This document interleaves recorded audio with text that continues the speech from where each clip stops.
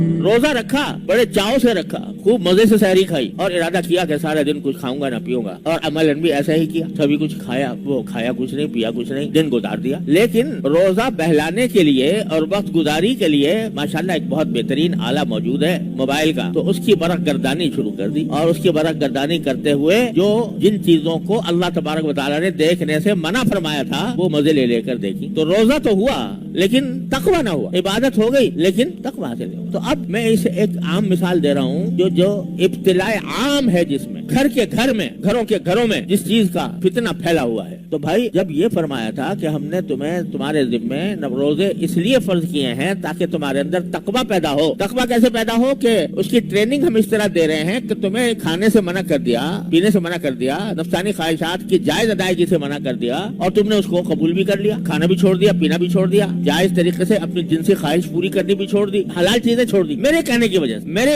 حکم کی تعمیل میں یہ سارے کام تم نے چھوڑ دیے۔ تو ماشاءاللہ یہ ایک مشق ہو گئی تمہاری کہ اللہ کے حکم کے آگے اپنی ہر خواہش کو قربان کرنے کی ایک مشق ہو گئی۔ لیکن اگر ایک طرف تم نے حلال چیزیں چھوڑ دی میرے کہنے پر، اور جو چیزیں پہلے ہی سے حرام تھیں وہ نہ چھوڑی، رمضان میں بھی جھوٹ بول رہے ہو، رمضان میں بھی غیبت کر رہے ہو، رمضان کے اندر بھی دل آزاری کر رہے ہو کسی کی، رمضان کے اندر بھی حقوق العباد کے خلاف کام کر رہے ہو، رمضان کے اندر بھی غصہ کر رہے ہو ناجائز، رمضان کے اندر بھی لوگوں کو ستا رہے ہو، رمضان کے اندر بھی تمہاری آنکھیں بند نہیں ہیں گناہ سے، رمضان کے اندر بھی تمہاری زبان گناہوں میں لت پت ہے،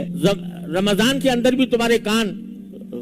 ناجائز چیزیں سن رہے ہیں، غیبت سن رہے ہیں، گانے سن رہے ہیں، موسیقی سن رہے ہیں۔ کیسا روزہ ہوا یہ؟ لعلکم تتقون تو حاصل نہ ہوا۔ اب یہ ایک بعض گناہ ایسے ہو گئے ہیں، اللہ تعالیٰ اپنے رحمت سے، اپنے فضل و کرم سے ہم سب کی حفاظت فرمائے، بعض گناہ ایسے ہو گئے ہیں کہ معمولات زندگی میں داخل ہو گئے ہیں، جیسے پرو دیے گئے ہوں۔ جب سے یہ موبائل کا فتنہ آیا ہے تو گھر گھر میں، بڑے میں اور بچے میں، بالغ میں اور نابالغ میں یہ وبا پھیلی ہوئی۔